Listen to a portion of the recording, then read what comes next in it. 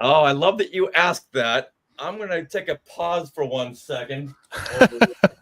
And Pull it off the shelf. Yeah, you because so, if you want to talk about August the 25th, I get an answer for you that was already prepared. Now, if you want to talk about August 24th, yesterday, that was Kenny Baker's birthday, Mr. R2D2 himself, and he would have been a good 91 years old, Yeah. Mr. Wow, Baker. 91 years old. Wow, that's up there. That's old. But if you want to talk about today in Star Wars history, August 25th, we'll go back to 1977, and that is when Luke Skywalker, Han Solo, Princess Leia, and Chewbacca, they graced the cover of Rolling Stone magazine. And if I had my copy here, I would show you. If an original generation fan, I'm sure you had this issue, and this is where George pretty much lays out the whole Star Wars saga, from going from the big iconic lava battle on the volcano planet, and it even says in the article, Ben Kenobi dies in Star Wars. Now, this came out in August, and Star Wars came out in May, as you know, but it didn't really hit big until June. And I say that because it didn't really hit over 1,000 theaters until the midpoint of June. So not everyone had seen Star Wars at this point because it was in so few theaters. So we were only 2 months into the big Star Wars phenomenon as it going back to June. So this was a spoiler. This was a big spoiler. Yeah. So if you did not see Star Wars up until this point, but you read the Rolling Stone article, you knew what was going to happen. Yeah, I mean, and big headline: Obi-Wan Kenobi dies. Well, that's bad. Like if you read the novelization beforehand, right? But not a lot of right. But that's like few. Those people are few and far between. Yes, those readers. Yeah. So but at this point, everyone was collecting. There was so little merchandise out there. If it said Star Wars on it, you grab this. And I remember reading this, going, a volcano planet. Whoa, I want to see this. And he really, once again, goes into a lot of the prequel stories. Yeah. So if you haven't seen it, you must get this. Once again, this was the highlight of today in Star Wars history. August the 25th, 1977, this issue came out. Matthew, how hard can you work back there whipping that cover up? I'm sure that's on Google somewhere. Who's kind of a historian in his own right, but I think he focuses on the audio dramatization. Is our good friend and his wife John Tenuto and Mary Jo, but they do a lot of things at libraries. Now, Richard, you guys make a lot of convention appearances. I wanted to talk to you guys about, because we were in the eye of the storm. We were down there together. It was great hanging out with you guys. We had such a great time at your two panels. The game show, I'm going to play a game with you guys before we bring Spencer on, because I think that every convention needs to have you guys doing a game segment. It was the highlight for me. I mean, it's a lot of fun. You guys, there's that cover. There it is right there. Yes. And Dolly Parton is on there as well. Her name, at least. I see where your eyes went. For all the 8-year-old kids, we went to Dolly Parton first, then went to go to the Star Wars article. Yeah. That is crazy. That's awesome. So that came out today. That came out August 25th. August 1977. 1977. That's amazing. What was your overall takeaway for Rebel Scum Con? Because it was your first one too, like ours, correct? Yeah, it was our very first Rebel Scum Con, and we've been hearing a lot about it from our good friend Spencer Jowitz, and he was raving about it. It's like, okay, we'll go to this convention. Oh, there we go. I think that was taken right before you guys had to depart for that Sunday. That's why I had that sad look on my face. And look at Matthew over there. I've never seen him look more sad. Yeah, and time to go. Typically, did it meet your expectations? Because I know Spencer hyped it up. I know we had some friends that hyped it up as well, and I feel like it definitely surpassed my expectations. Oh, by far. by far. This was such a big convention just dedicated to Star Wars, and with all the Star Wars fans there, and the way it was run was just impeccable. I I don't think I have a negative thing to say about the whole convention. Yeah, at least for us. And I think what's fun about it is we're used to these giant conventions. We had just come off of San Diego Comic-Con 2 weeks before that. And before that, we always go to D23 and WonderCon. Those are just really big conventions. And to have this nice convention that was attached to the hotel that you were staying at was really great. And then, of course, we always love a focused convention. So the fact that this was all Star Wars was great. And because of the Embassy Suites breakfast in the morning, you'd be having breakfast next to Dennis Lawson Dennis Lawson over there, yeah, David Ankrum over there, exactly. Howie Weed is cutting you in line for waffles. Yeah, Oolong. Lauren Peterson is ordering his third omelet of the day. Yeah. Yeah, you know, it's funny. It's funny you bring up the actors kind of sharing breakfast with us, because this is something that I experienced for the first time when I went to London in like 2000, right? Like small conventions, the actors were just amongst the crowd. We did see that at the early days of Star Wars Celebration as well, but obviously as Celebration got bigger, that element got lost. And there's just something really cool about the level of intimacy that still exists after all these years, you know? Oh, very, very much so. And I love me a good Comic-Con, but it just gets so overwhelming there. But if you want a very personalized experience, something very personal, this is the convention to go to, because you can talk to any of walk right up to the actors and talk to them, have a good conversation, see them in the hallways, and all the fans are right there in a very small area, meaning Comic-Con. If you wanted to hit one panel, it's a 2-day walk this way. Next panel, it's a 3-day walk this way. But right here, everything is just so confined, and you have the best of the best Star Wars fans. Like the one thing that we did forget to pack was our Zoom recorder. Like, how can we record anything without our Zoom recorder? But then here comes our good friends, Chris and Matthew. It's like, hey, the Zoom recorder right here. You can borrow ours. It's like, thank goodness for you too.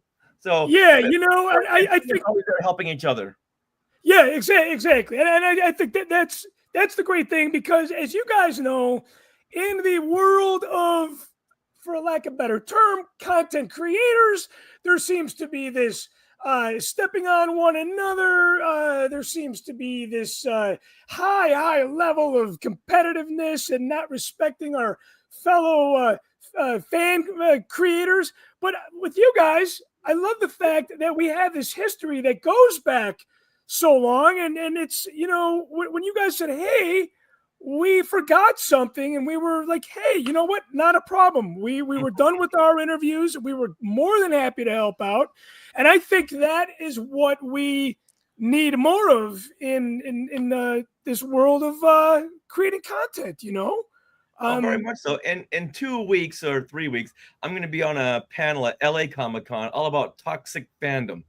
And about Star Wars toxic fandom. And I can't wait to do this, because I want to raise my hand and say, toxic fandom? Have you been to Rebel Scum Con? Because there was no toxic fandom there whatsoever. I know you have Simon Pegg out there on social media going, oh, Star Wars fandom is so toxic. Oh, you want to stay away from this? Like, or you can go to Rebel Scum Con, and there's no trace of that whatsoever. And it is what you make of it. If you want to hang around those circles that are just based in toxicity, that's what you'll get. But if you have a group like all of us who would just say nothing but positive things, then it'll be a positive experience. So it kind of shows you who is saying that and what their experiences are, because we don't experience any kind of Star Wars toxicities. No.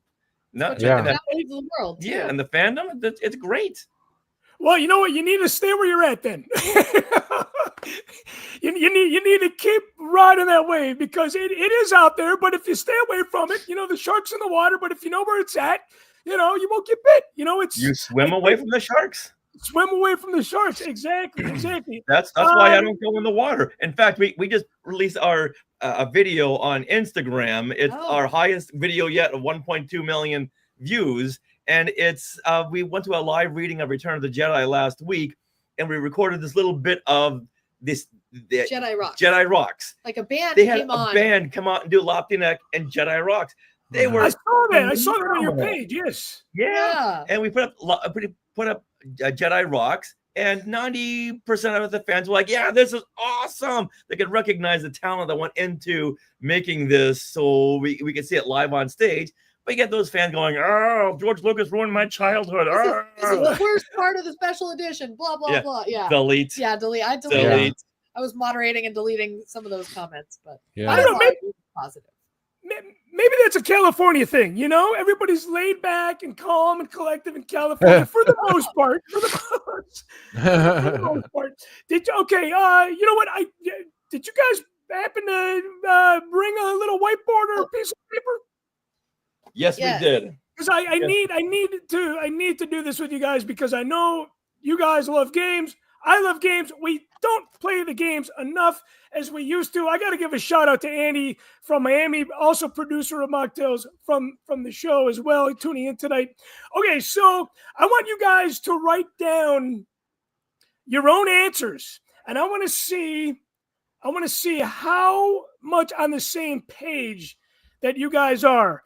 Okay, you say that you've just posted something that's got the most views from this Return of the Jedi segment out in California. Out of everybody that you interviewed together on Skywalker Through Neverland, who is your favorite guests? Your one favorite guest, you're like, man, I'm so glad we got an interview with this person. And I know you don't want to call anybody out, but it's like, who's the one person that just, you couldn't live without? Okay, I got my answer locked in. All right, tell us when they want us to reveal our answers. You can reveal. Yeah, I don't think Sarah's going to cheat. She's drawing a picture over there. This is my answer right there. Oh. Okay, that's a good one. Okay. All right, I have. This is my answer. I have two answers because I don't follow the rules. Well, at Rebel Scum. Oh, at Rebel Scum? You didn't specify. You know what? I would say in general, but you know what? How about Rebel Scum for you, Sarah? Oh, okay. Overall, you said Ashley Eckstein was. Yeah. Okay, I'm gonna go. And then I gotta ask you: did you guys get turned away from anybody? Oh, yeah, didn't we? But yeah. So I'm gonna say that. Oh, okay. You're on the same page here. Oh, Dennis Lawson. And he's part of the original trilogy, so you have to have him at some point in the show. And I've been trying to I met him at several other conventions, other shows. Like, hey, can you come on the show on Skywalking? He's like, yeah. Here's my email address. Well, that didn't work out. You know what? I think you when I talked about that. I think the thing is that when you're there, you got to get them in person. When you're there, it's so much easier. When you are, Andy says, Rebel Scum Con is more of a con geared towards the OT. No, I would not say Rebel Scum Con is geared towards the OT. I would say maybe ICC down in Nashville, which I highly recommend as well. Talking about contemporaries, I think if you love Rebel Scum Con, you got to go to ICC and vice versa. But Rebel Scum Con, I believe it was pretty well diverse in the lineup. What did you guys say? So? Yes. Oh yeah, very much so. Because you had the original trilogy, you had the prequels, you had the Clone Wars, you had the Mandoverse, and like Spencer says here in the comments, it's really geared toward the saga at large. And even when we spoke to the creators, Bobby Robertson and Kentucky, they mentioned that they try to get a number of guests from different the sequels of the Star Wars life. So, yeah, we had Skeleton Key, we had Andor, and we had Ewoks too. And we had artists, but the only thing we did not have was authors. I noticed. That's true. So interesting. Yeah, maybe that's right. For next year. Yeah. There's always room, and there's always so many Star Wars alumni. Okay, the next question for you. This is overall, so not pertaining to Rebel Scum Convention, but out of everything that you guys do for your show, Skywalking Through Neverland, what is your spouse's? This is kind of like, how well do you know your spouse? What is your spouse's favorite thing about the show? Whether it's creating a certain segment, whether it's editing, whatever, interviewing, whatever. What is your spouse's favorite part about Skywalking Through Neverland? We need a little game show music here. Oh, okay. Okay. I'm gonna put I'm gonna say this. To the creators. Oh. Okay. So we got. Is that true? Expose your answers. Is that true? Yeah. What did you say? I say talking with artists. Oh, okay, yeah. That works too. Yeah. Artists, creators. Okay. Artists, composers, meaning right. Yeah. Yeah. When at Rebel Scum, they had a lot of artists there. We just went boom, boom, boom. We'll talk to them all, and it was just so much fun because each one of them went into analyzing their own artwork. And Sarah, being an artist, she was like, "Oh, more." Yeah. So it was fun unlocking that artistic. Yeah, it's easier to, like, I find it a little hard to talk to actors because you can only ask them so much. Like, yes, they know about their characters, but to me that's not as interesting as talking to like a creator of a show or like an artist talking about their work. I can relate more with that than, because I've never been like sure. Yeah, and I know you have a heavy art background, and you were the one that you did the own artwork for the book, the journal, the Star Wars journal, correct? Yes. And people can get your books again. Where can they get their books? Your books? skywalkingthroughneverland.com/book. And then you guys obviously have the Patreon page, and you guys have a lot of content on YouTube as well. All right, yes. Let's see. Here's another one.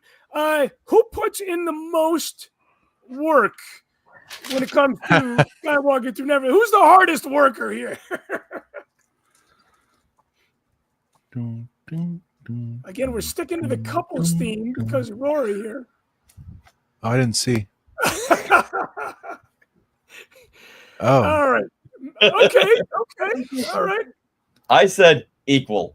Oh, okay. Hey, that's good though. You guys are in a very, very, very good spot with those answers. Okay. You guys doing a lot of work. Who is your spouse's favorite sequel trilogy character? Oh, geez. Like blanking. Oh, wait a minute. Okay.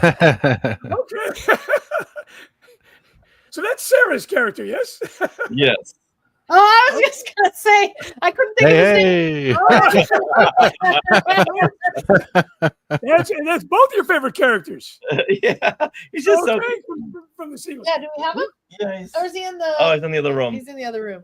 Who doesn't like Babu Frick? All right, hey, I want to thank you guys for playing along. I want to thank you guys again for entertaining the crowd with the game show segment and the Marvel comic reading with Anna Graves. That was so much fun. Yeah, this is a screenshot here of I just wanted to take something of what you guys do to document. But I mean, this is like a professional game show. Yeah. I was like, how am I going to compete with this? You know, I'm using this as an influence and inspiration.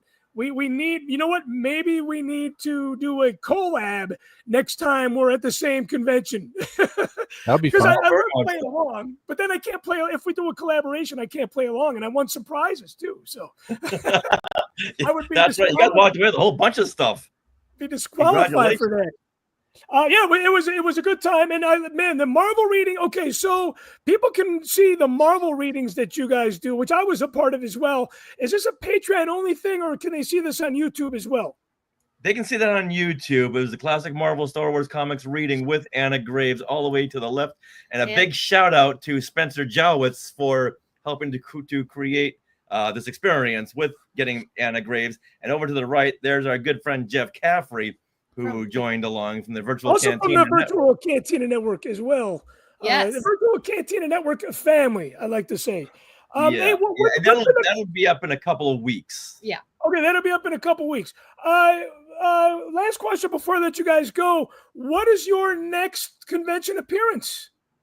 Oh. That will. Well, our work. Yeah. Well, hold on. We're in talks. We're in talks for one. We have one that's definitely happening at the end of September. Yeah. So the Legacy Expo, which is a convention much like Rebel Scum, a little smaller, but it just deals with expanded universe. Right. So we're in talks with them for doing a couple of game shows on September 14th. That's in Burbank. It's like the Marriott Convention Center. So again, it's another con that's like attached to a hotel, kind of a smaller con. We're on that schedule right now. So if you watch our social media, you'll see a bunch of blasts. And then in September 27th, 28th, that's a Sunday, I'll be doing LA Comic-Con with Craig Miller about toxic fandom. Yeah, that's a panel that he's I'm not coordinating or producing that. That's Craig Miller's. No, and then I'll be there. We got to get Craig Miller back on the show. He's a wonderful, wonderful human being, and he's been on the show here twice. Just a great guy, and I always love to see him do things with you guys. Again, I'm assuming it's the California connection there. Yeah, he just lives up the street from us, oddly enough. So we do a lot of stuff together. There's his book. People can get your books. People can get your books as well. And again, guys, thank you. I'm going to have you on the Halloween show. I told you that. And you know what? I'd like to have you guys both on the Halloween show and the Christmas show. But until then, guys, we'll see you guys next time. All right. We missed you guys already. Adios. Hey, you, man. Thanks again for joining the show. You guys have a good night. Thank you. Hey, without further ado, right on the money here, we are welcoming our good friend, Spencer Chowitz from the Virtual Cantina Network. Spencer, what's going on, guys? Long time no see. I know. Yeah. Again, like our friends Richard and Sarah, it's like, we miss you. It's like, time goes by. We had such a great weekend together, and we can't wait for the next one. But you are here. I want to say, I'm not paraphrasing, but I'm quoting Krennic. I have an announcement. If somebody correct me if I'm wrong, if Krennic did not say, I have an announcement before he opened fire on all those scientists. Hey, what do we got going on, Spencer? So first and foremost, guys, thank you so much for having me on tonight. Very happy to be on this show. And it's not lost on me, and it's not like a coincidence that I'm actually on this show to make the announcement for the Virtual Cantina Network. So first and foremost, thank you so much for allowing me the time to come on here to talk about that. And, we'll talk about some stuff afterwards. But what I'm going to announce is the final live event for 2025. And yes, I have been teasing that it is going to be in the Chicagoland area. And I'm proud to say that on Wednesday, October the 25th, in Chicago, we are going to be hosting with our good friends VIP Home Theaters an evening with Diana Lee Insanto, who, as we know, is Morgan Elsbeth from The Mandalorian, Ahsoka, and Tales of the Empire. And part of that evening will be a live podcast interview hosted by our very own Chris Mock. And I'm honored. I am so happy inside right now. Spencer, you and I have been talking about this for a long time. And it's a privilege and an honor to accept your invitation to host such a wonderful event in my home city of Chicago. I got to ask you, why Chicago? Why your last event for the year? So we've had an extraordinary year, as you know, between the major sellout that we had in Japan, part of Celebration, as well as you guys were there, that freaking Bunta Eve that we ran at Rebel Scum, which was off the chain. We typically really was. We only really do like one massive show a year, maybe two if we do that. I mean, look at that shot right there. That's at its peak, 500 plus fans, members of our virtual Cantina family, piling in for live band karaoke, incredible signings, 2 massive sabacc tables, which I did see a kind of a version of Mr. Mock, maybe with a couple of extra libations, playing at the sabacc table, as you can see right over there, with our good friend Jesse over there, and you got Macaroni behind our Patreon supporter Jesse. He's falling asleep because it's past his bedtime. Yeah, right. And then Troy, who's one of our family members, right in front of it. But besides our typical massive meetup that we're going to do at Rhode Island Comic Con in November, this is our last in-person event as far as producing an event outside of just doing, going to a Dave and Buster's, which we're doing in Rhode Island Comic Con for that. But what we're very excited about this event, because only 50 tickets will be going on sale on September the 1st at 12 p.m. Central.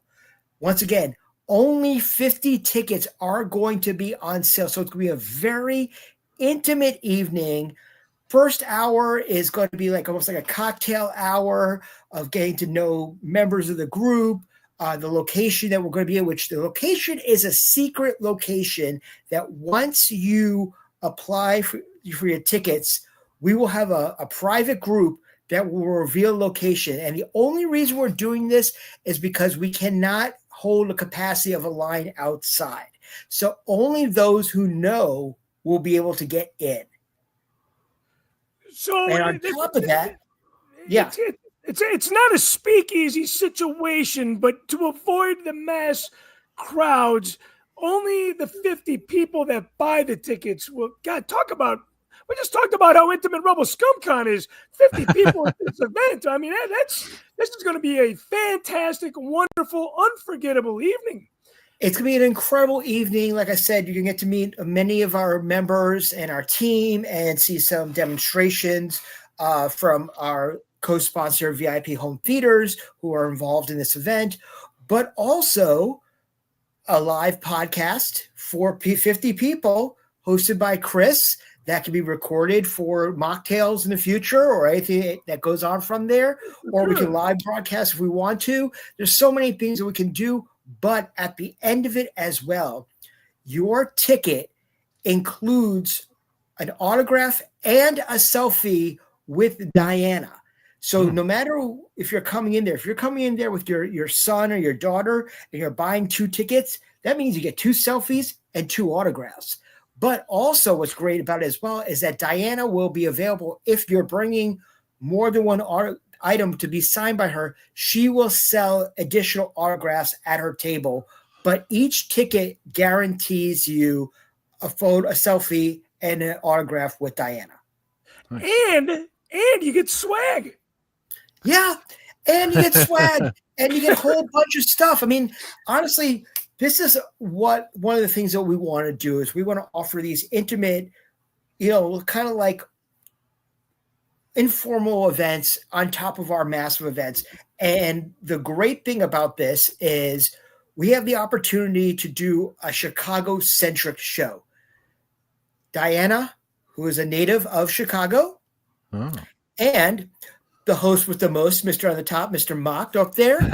It's just a perfect amalgamation for us to come into town and be like, hey, why don't we do this? Why don't we make it a Chicago thing? Right. Yep, absolutely. So on September the 1st at 12 p.m. Central, tickets will go on sale for an evening with Diana Lee and Santo in Chicago. Okay, so September 1st at noon, where people are going to scan this QR code here? Is that where they're going to find the website? Or correct. So what you're going to do is it's going to go to www.virtualcantina.com, and you'll just go to the events page, and the events page will have the link to our ticketing page. Just order right there, and then part of actually the order form is actually, it says, please put your Facebook account name in the form. So what I'm going to take from there is I'm going to take your name and I'm going to add you to the private VIP room that we're going to discuss the location and stuff about the event. So like I said, it's not going to be a public event. Unfortunately, we only have 50 spots that we can do based upon the space that we have here. Trust me, if we could fit 500 or plus like we did in Texas, we would. So we're talking about a Wednesday afternoon after work, nice little intimate event where people can come and actually have a conversation with Diana, get some autographs, hear some stories. It's just going to be an incredible evening. I think this might be her first Chicago signing, if I'm not mistaken. I don't know if she's done C2E2 or Fan Expo, because I know she has done the Fan Expo circuit. She has done the Informer shows, so I'm not quite sure about that. However, as you know, having been at Rebel Scum and, of course, our Bunta Eve, Diana was there. So the fact is that we're very excited that we get to work with her again. Yeah. Yeah, it's great. It's amazing to have that relationship. Now, I want to finish up two things. Okay, so it says refreshments, and you did say that there was a bar. Is it a refreshments include? Like, are the refreshments included with the ticket? Refreshments are included. It's not a bar. So this is not going to be at a bar. So I'm flat out letting you know right now. So it's going to be like, light snacks and drinks and all of that nature, but it's not going to be anything that's going to be like of massive like quantities. Like it's going to probably be like, like soft drinks and waters and juices and stuff of that nature. We're not doing any like alcoholic or anything like that. And like Joanna would know, Joanna is my swag mistress. She lives in the Chicagoland area. So she'd absolutely know that where Diana was before. So it's going to be just basically a little bit of nosh and beverage while you're there and hanging out. Maybe we'll go out afterwards or something like that to one of the local places, because there's a bunch of restaurant type bar, pizza places. I've already been looking for a pizza place. I do know that there is a Portillo's within driving distance. So my team and I are absolutely going for our Chicago dog and chocolate cake shake before the event, because we have to. You got to get it in Chicago. I saw Portillo's down in Frisco, Texas, and I'm like, it's not the same. we saw that too, and it was kind of like, we also thought, ooh, there's an In-N-Out, and we didn't even get to go to even Whataburger. We had no time to do anything. Like the first night we were there, my team and I, we were going to go into downtown Dallas for dinner. And we're like, something, we need to do some stuff. So then we were going to go to Hitchens, which is next to the Revel. And the line for the Hitchens was around the corner. So we ended up having our first night dinner at the Revel, where we were doing Bunta the next night. So we're like, well, we can't. The only time we left was actually literally to either go to Dave & Buster's on the Saturday night, or we had dinner both nights at the Revel where we were doing our show. So we didn't get to, but hopefully I can say that unofficially, we were asked back for 26 for Rebel Scum. So Kentucky and I are already in talks. Things are looking good. But that's all I can say about that. But we're like I said, we're excited about this event. It's going to be a nice little intimate black box type of event that 50 people are going to get to enjoy. And also, it's going to be great because the fact is that if you go to a con, with Diana, you're going to have couple hundred people in there, and you don't really you feel like you're not really part of it in some capacities. Like it's not interactive enough for you to get that. But this part, there's 50 people there, so you're really like in the thick of things. Right there as it's happening. So sure. which is pretty exciting. Especially for a three-hour event, and we will do our part and make it interactive for everybody that is going to be in attendance. We love audience participation. We feed on that. We'll make it fun for everybody as well. I can't wait to have her as a guest on the show.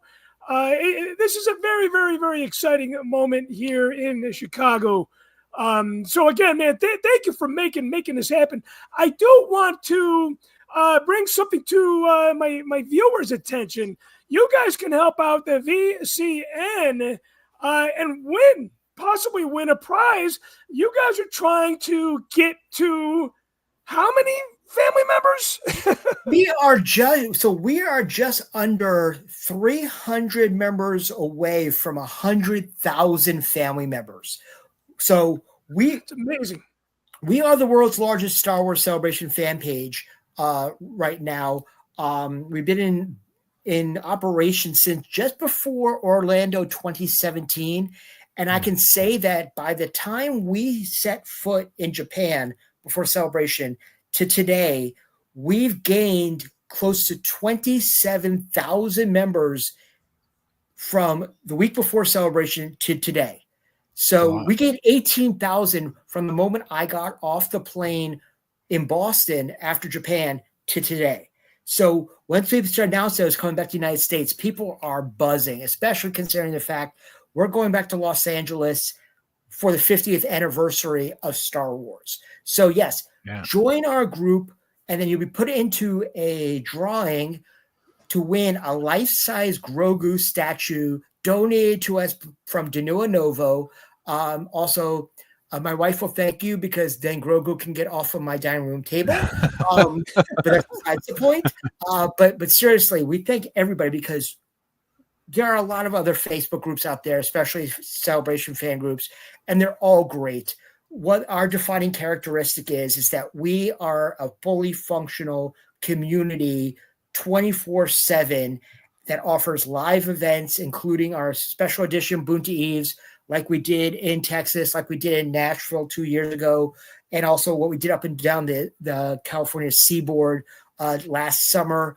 But also meetups at whatever cons we go to. We try to have a meetup where people can just get together, because you guys have been a Celebration. You know that it can be very daunting, especially going in your first day, not knowing anybody, and you're like, holy crap, I am lost. But the fact of the matter is going to one of our events outside and getting to know us. Then if you're going to a Fan Expo Chicago or Fan Expo Boston and you're meeting other people, and by the time you get to Celebration, you're like, I know, maybe 5 or 6 more people. And then you come to our Boonta Eve, the night before Celebration, and then you're running into line, for someone getting an autograph. It's like, I remember you from last night. You sang karaoke. Oh my God, you were great at Sabak table. Oh, we did a shot of Liquid Schwartz together, that one night. As Bruce just said in the chat, we don't have friends everywhere. We have family everywhere. Hey, I like that. There it is. I got to ask you, but this Boonta Eve that you guys did in Texas, would you say it was, you're probably obviously still riding pretty high from this. Would you say that this was one of your favorite? This was my favorite. This was one of my highlights of the weekend here playing Sabak. This was just so much fun. So much fun. I played it at Disney World, but playing it here was like, I was having flashbacks of like the late 90s when I was played poker with Richard Lapimetiere, who was Admiral Mahdi. We went to this place in Milwaukee during a convention up there, and everybody was hanging out at the bar and playing poker. And, I as a fan, like Richard and Sarah too, they've been going to conventions for years. It's amazing to still experience things like Boonta Eve, Rebel Scum, ICC Con. After all these years, it's like my friend always said, my fandom is paying dividends. And these events that you guys go to, that we attend, that we're a part of, it's amazing that it's still happening, because I don't want to talk out of school, as I say, but as a veteran of Celebration, I've seen that thing grow into a big, overwhelming monster. And it's so nice to see that there are still things going on that, like the way it used to be, if that makes any sense. No, it makes perfect sense. The one thing that I would say about what we try to do at the VCN is we don't want to be bigger than the main event. We don't want to run our own con. We don't want to be a Rebel Scum Con or an ICC or Celebration. We pride ourselves on being that something more. So when someone says, but wait, there's more, guess what? we're that more. You know, that's what we want to be. We want to enhance whatever's there. We're not in competition. We just want to help the fandom become as great as we possibly can. Because honestly, in this day and age right now, I think the fandom is on an uphill and thriving because there are events outside. Celebration's great. Don't get me wrong. I love Celebration, and I consider myself one of the biggest like fans of Celebration, you know, especially with our group. You know, I love Celebration, but these smaller events out there are the heart and soul of the fandom at large. It's the people who are going there for the sake of loving the fandom in whatever capacity and being able to. You're not just a number, you're a face, you're a name. Like when we went to Rebel ScumCon 2 weeks ago, we couldn't walk around the building without running into a member who we knew just because of being on, you know, on the group or doing our shows or anything of that nature. We were, you know, at Celebration, we might be one of 150,000. If there was 6,000 at Rebel ScumCon, we felt we were part of that 6,000. If that makes any sense. Sure. Like we had, we felt like the VCN was very much a part of that, and we feel like that there's so much good in this fandom, and it needs to be prevalent because the fact of the matter, he sat right next to my wife, and his son's right in front of my wife on the plane. I was a couple of rows ahead. So I was coming back and they were having, like, I came back to visit my wife and she was there having conversations with them on the plane down to Dallas, which was hilarious. But the fact of the matter is that, listen, the fandom is in a great state right now. Fandom is excited about whatever we can possibly get to continue going on. But also people want to be part of a community. In a fandom that also can be so divisive, it's nice to know that you can be in an environment that's going to accept you into whatever you like, and you don't have to like everything. That's completely okay, but you don't have to trash the person right next to you because they have to like one other That's thing. the key word. That's the key word. You know, you don't have to, you know, like what you like. But don't I will verbally go out and say, and I said it a million times, I love The Last Jedi. It's my favorite movie of the sequel trilogy. Is it everybody else's cup of tea? No. Okay, guess what? It's okay. It's absolutely okay not to like that. I could say I don't like Rise of Skywalker, but some people like that more. Hey, you do you, man, because the fact of the matter, at the end of the day, you just want to have that feeling of being part of something that's bigger than you. And the thing that's bigger than you, the thing that drives us all, is basically all based upon that little indie film that we might have saw around 1977 or so that made us feel like, wow, this is something great. And then we spent our entire lives loving this piece of art. Literally, let's call it, it's a piece of art. And it's basically shaped what you do, what I do, what Richard and Sarah do, what, you know, our good friend Kevin Lyle does for a living, you know, as far as doing art is concerned. So many of us, like what Kentucky and Bobby and Josh do, even what Mike Havens does in ICC to an extent, you know, with this, what he does with Star Wars as well. It's a reason we do this because we love the community of Star Wars brings into it and whatever facets. And if VCN can help be that like mediary in some way to just say, listen, it's okay to like whatever you like and find people that are thinking the same exact way that you are, then we're all the better for it. Because at the end of the day, I can honestly say is that, yes, there was 150,000 people in Japan. I can't tell you how many Americans or Europeans that I met over there that I've known from going to other cons throughout the United States or other celebrations. But yes, we were in a different country that English is not their first language.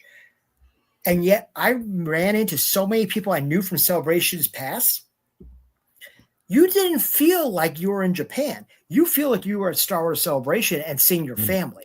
And that's the beauty of this fandom, is it doesn't matter what country in the world you are, whether English is your first language or your second language or your third language, you're running into people you know, you feel like you're home. And guess what? Star Wars is our home and is where we should be our truest self.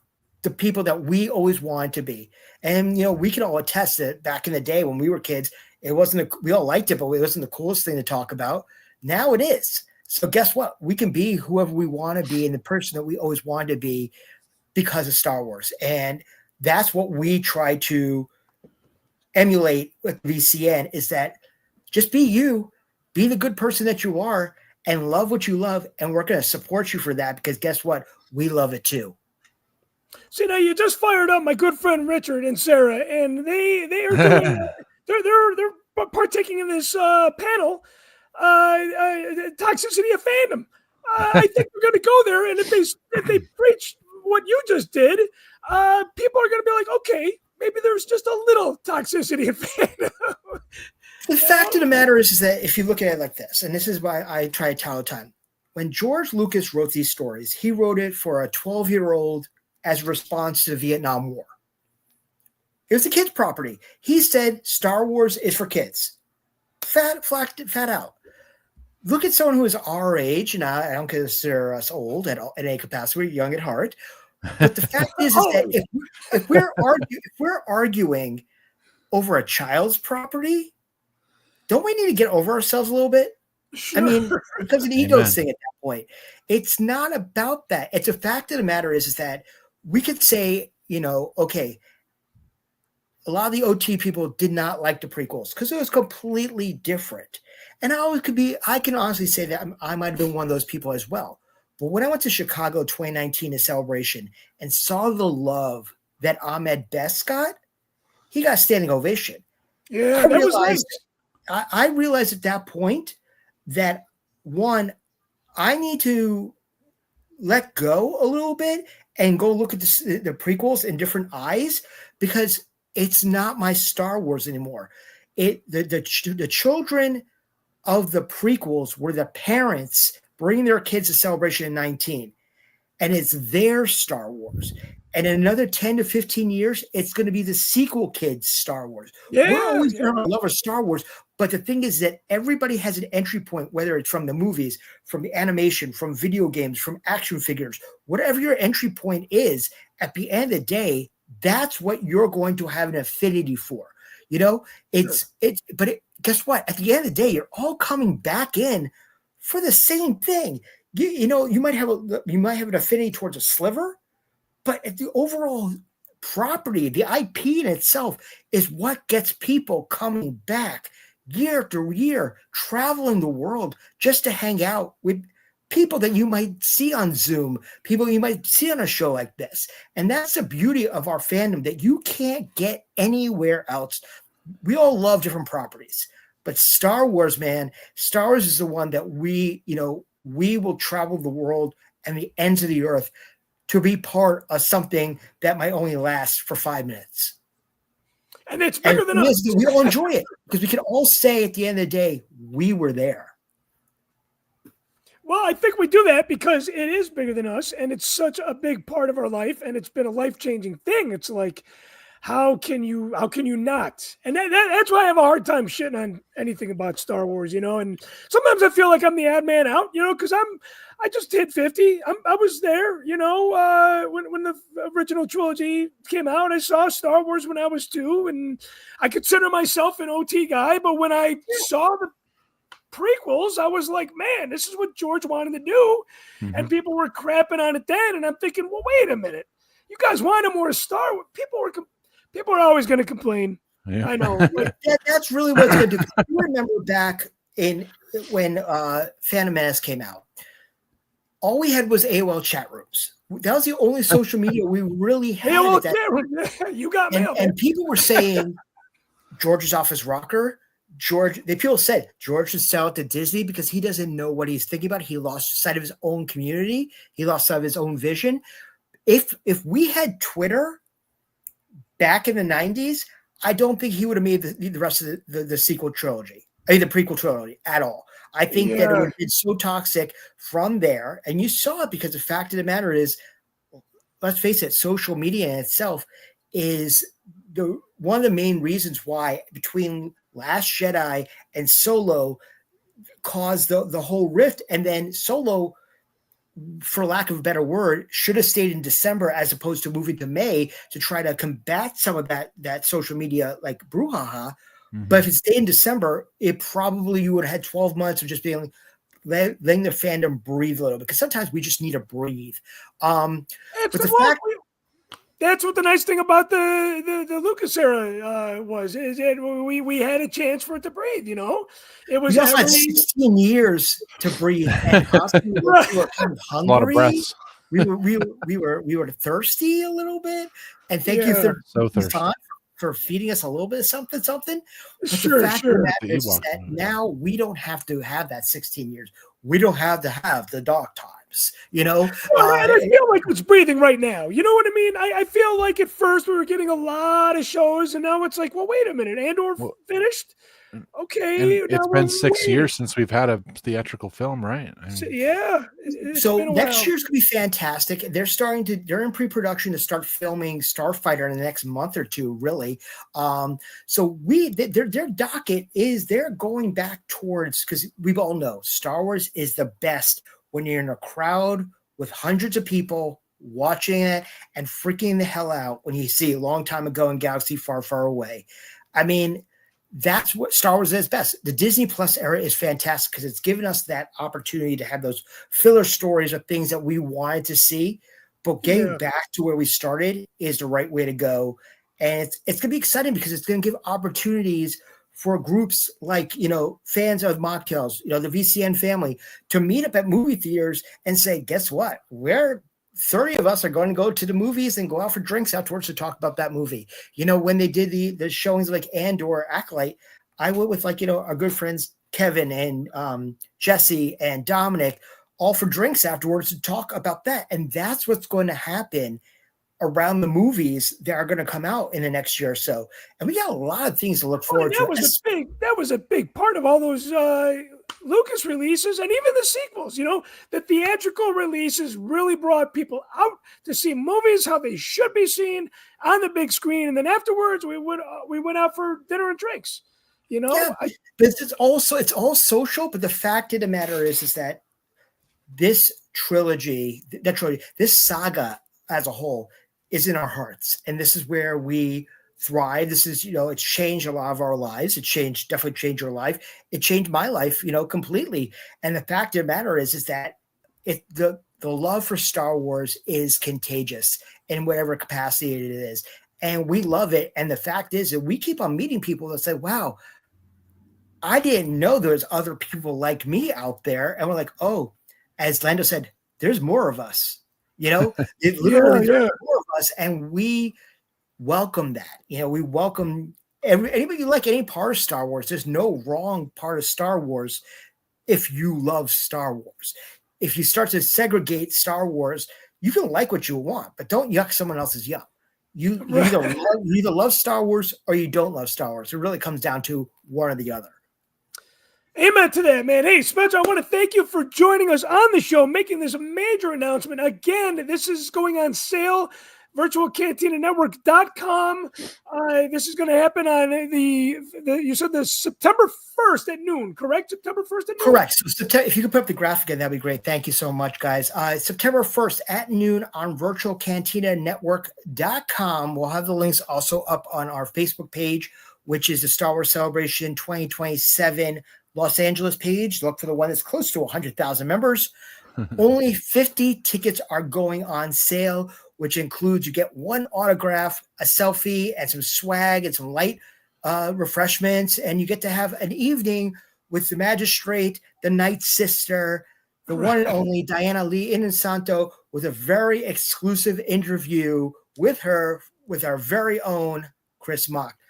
Hey, I'm honored. I'm honored. This is more than a privilege. And I thank you so much for the invitation. And I look forward to seeing you in Chicago instead of waiting until Rebel ScumCon next year. Yeah. I'm going to see you sooner than that.